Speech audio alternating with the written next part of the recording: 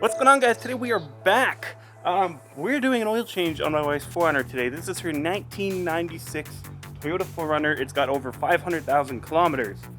And yeah, it's a little overdue on an oil change. Anyways, you might have noticed in this video, it's a completely new location.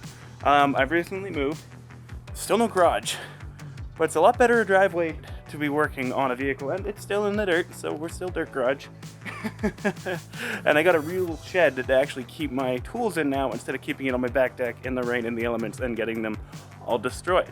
Alright, so what you're going to need to do an oil change on your 4Runner or Tacoma is a couple of jugs of 5W30. You're going to need a 14mm wrench to get the drain plug off, screwdriver, bar, hammer. Now these are kind of just for the oil filter. You might be able to get it off a different way I do, or you might have an actual oil filter wrench. I don't.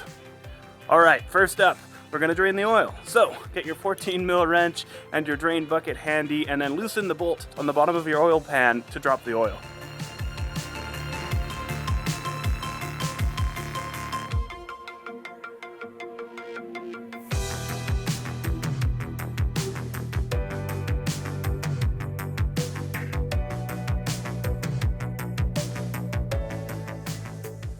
Alright, now that your oil is drained, put your new drain plug gasket on your plug and throw it back in the 4Runner.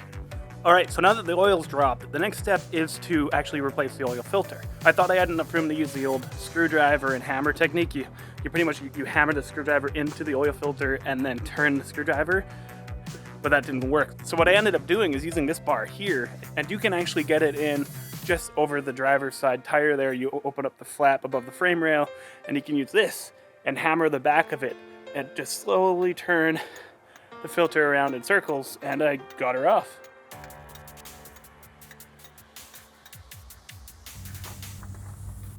Another thing I noticed that's really important to note is that the Toyota filter is actually, look, it's bigger, it's taller and wider than the Valvoline filter that was in there.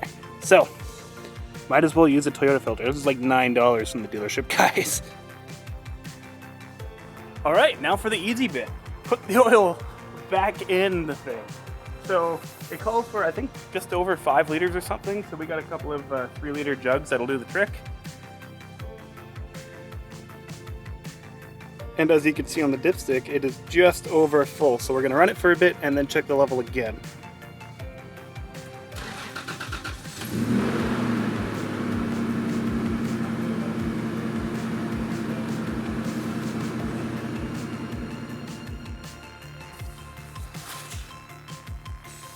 And as you can see, it's like perfect.